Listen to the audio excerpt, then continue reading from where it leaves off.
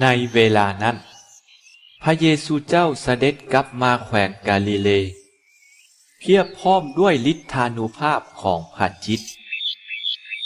และชื่อเสียงของพระองค์ก็ส่าลือไปทั่วเขตแขวง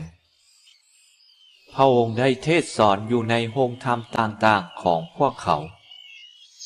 และทุกคนก็ยกย่องสรรเสริญพระองค์ได้เสด็จลบมาที่นาซาเรตบ่อนพระองค์ได้รับการเลี้ยงดูจนใหญ่ถึงวัน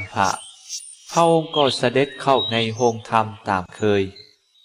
และทรงยืนขึ้นอ่านพระคัมภีร์เขาเอาหนังสือของพระพสกอิสยาห์ยื่นถวายพระองค์เปิดออกถือกงกับบอนที่มีเขียนพระจิตของพระองค์เจ้าสถิตอยู่เหนือเฮาย้อนว่าพระองค์ได้เสริมเฮาพระองค์ได้ทรงเฮาไปเป่าประกาศพระวรสารแก่คนทุกข์จนข่าวการปลดปล่อยแก่พวกถูกคุมขังช่วยคนตาบอดให้เห็นหูช่วยพวกถูกข่มเหงให้มีเสรีภาพและเป่าประกาศปีแห่งความเมตตาของพระองค์เจ้าแล้วพระองค์ทรงก้อหนังสือทรงให้คนใช้และประทับนั่ง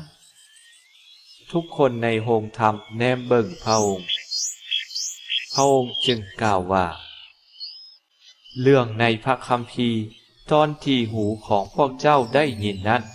สำเร็จลงแล้วในวันนี้เอง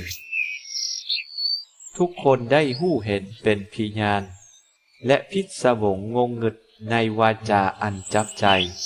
ที่พระองค์ทรงกล่าวนั้น